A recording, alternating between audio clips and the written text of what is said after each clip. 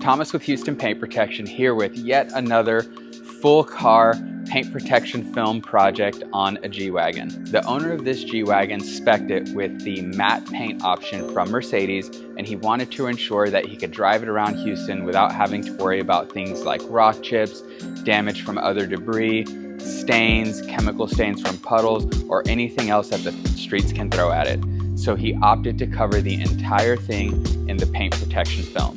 The cool thing about the material that we use is that it matches the OEM finish perfectly, so you can't even tell that it's been installed, but you get to drive around protected with a very discreet look. There's a lot that goes into doing a full car paint protection film on a G-Wagon if you want to do it to our standard where you can't tell that it's there. So in this video, we're going to run you through all of the prep, disassembly, installation of the film, and show you guys exactly what it takes to get this done to our standard.